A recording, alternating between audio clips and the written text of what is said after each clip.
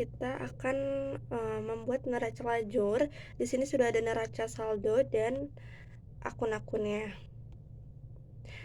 Untuk itu, kita selanjutnya akan menyesuaikan dari soal berikut.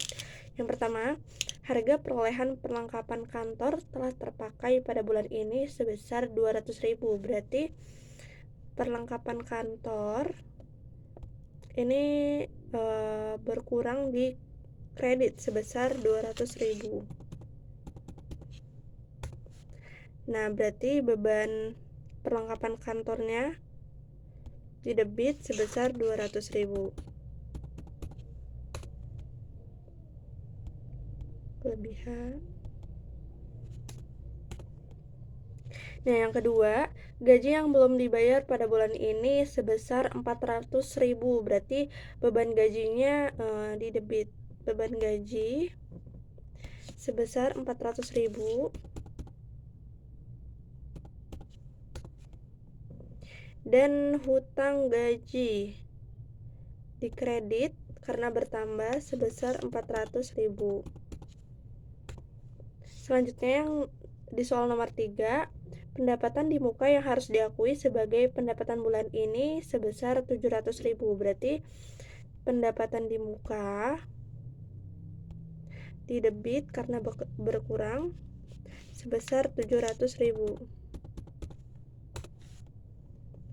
Berarti pendapatan sewanya 700.000 juga.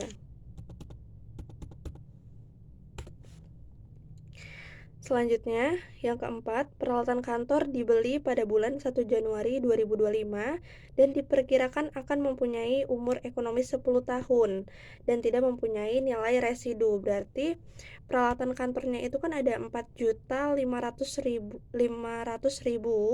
dan umur ekonomisnya itu 10 tahun. Berarti 4 juta dibagi 10 tahun berarti 450 dan dibagi 12 bulan karena satu tahunnya ada 12 bulan, jadi dibagi 12 nilainya sebesar 37.500. Berarti beban penyusutan peralatan bertambah di debit sebesar 37.500 dan akumulasi penyusutan peralatan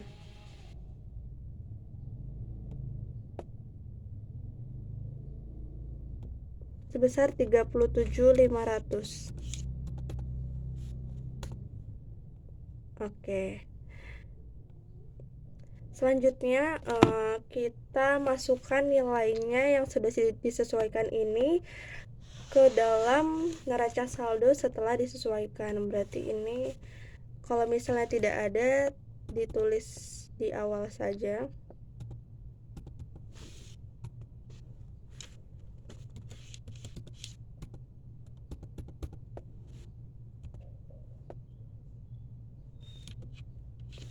Karena ini ada di kredit, berarti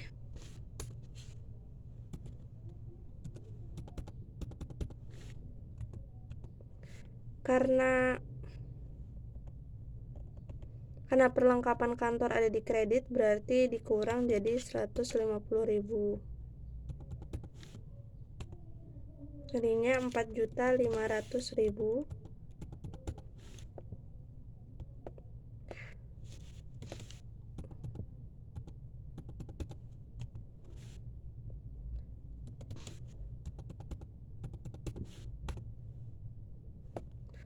Ini ada berarti dikurang jadi 800.000.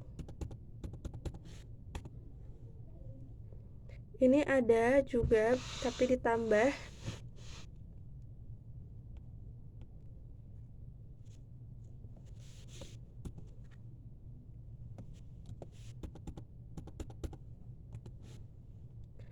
selanjutnya 1.500.000.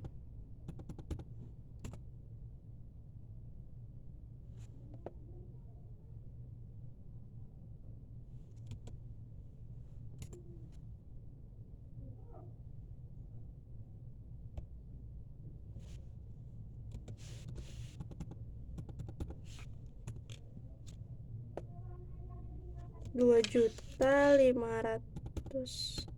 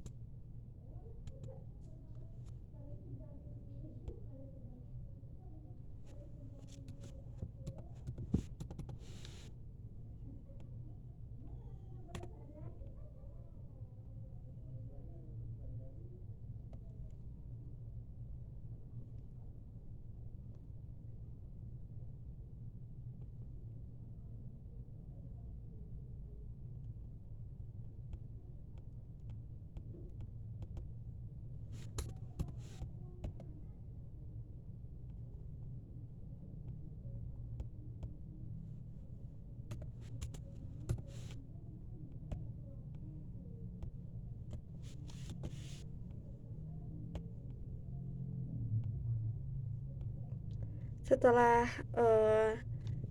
neraca saldonya dimasukkan, kita masukkan ke dalam laporan laba rugi. Jadi laporan laba rugi itu isinya pendapatan dan biaya-biaya.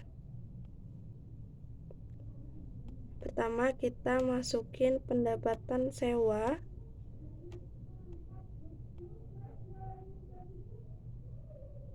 Pendapatan sewa jadi 7.300.000. Terus bawahnya pendapatan komisi sebesar 1.500.000. Nah, di sini ada beban perlengkapan kantor, beban gaji, beban telepon, dan beban iklan. Jadi ini dimasukkan semua sebesar 2.700.000. Terus bawahnya 2.900.000. Nolnya kebanyakan. Terus di bawahnya 1 juta. Di bawahnya lagi 2.100.000. Next. Oke, jadi ini kan yang paling besar ada di kredit. Jadi kita hitung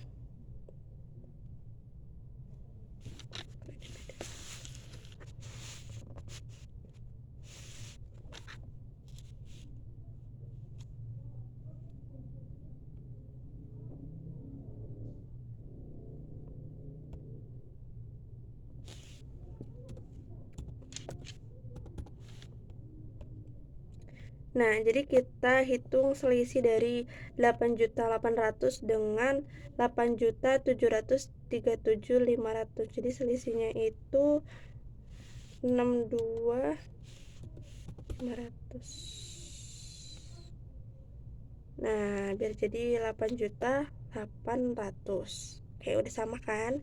Selanjutnya kita masukkan ke neraca.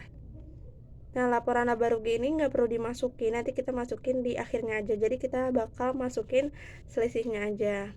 Berarti di sini 7.500.000, terus 2.150.000, 150.000, 4.500.000.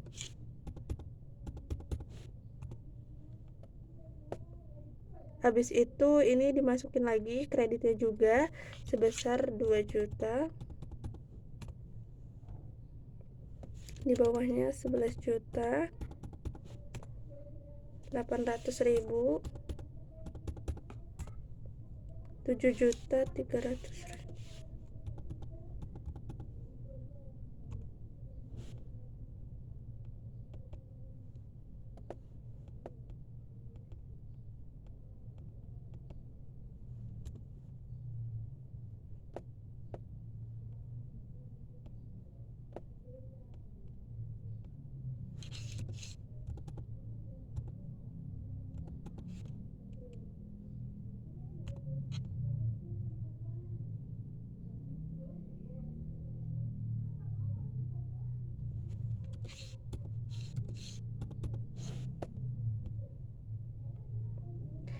Nah, terus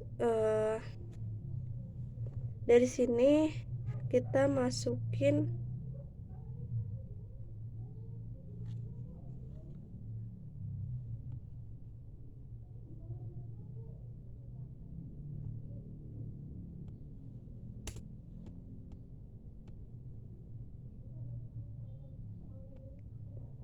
dari sini kita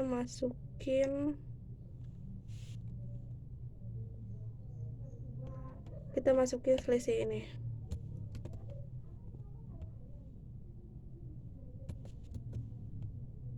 Nah, udah balance guys. Jadi begini cara menghitung neraca lajur. Pertama kita masukkan neraca saldonya, terus kita sesuaiin. Habis itu setelah disesuaikan kita masukin ke neraca saldo. Setelah disesuaikan, selanjutnya kita cari laporan laba ruginya. Nah, kalau udah kita cari selisihnya, terus kita masukin ke neraca, baru dihitung lagi selisihnya dan hasilnya seperti ini. Oke, selanjutnya kita mau cari laporan posisi keuangannya, tapi sebelum itu kita cari dulu laporan perubahan ekuitasnya atau modal untuk mencari nilai modal akhirnya. Jadi tadi kan modal awalnya ada 11 juta, terus labanya selisih ini. Nah, hasilnya jadi 11.062.500. Lalu kita masukkan mulai dari asetnya dulu. Tadi kan kas ada 7.500.000. Terus piutang dagangnya ada 2.150.000. Terus perlengkapan kantornya ada sebesar 150.000. Selanjutnya peralatan kantornya sebesar 4.500.000. Nah, jumlah biayanya ini totalnya ada 14.300.000.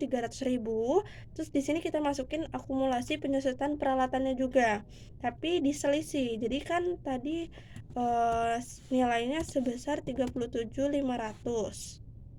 Jadi dikurang sama 14.300.000 jadi sebesar 14.262.500.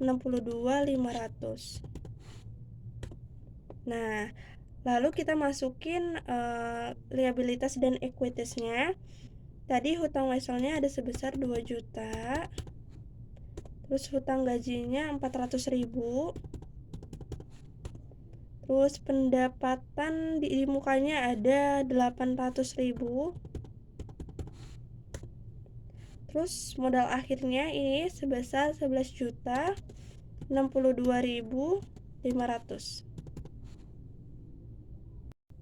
Baik, jadi di sini ada soal yang pertama, perusahaan ABC membeli barang dagang seharga 50 juta secara tunai. Berarti pembelian barang dagang bertambah di debit sebesar 50 juta dan kas berkurang sebesar 50 juta ditaruh di kredit.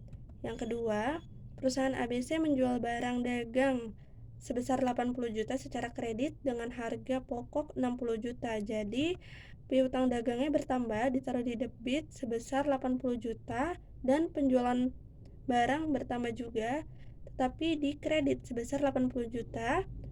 Selanjutnya, harga pokok penjualan atau HPP bertambah di debit sebesar 60 juta dan persediaan barang berkurang ditaruh di kredit sebesar 60 juta. Next.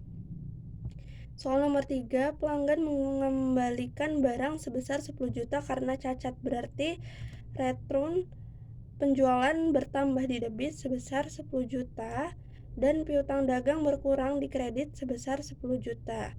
Next.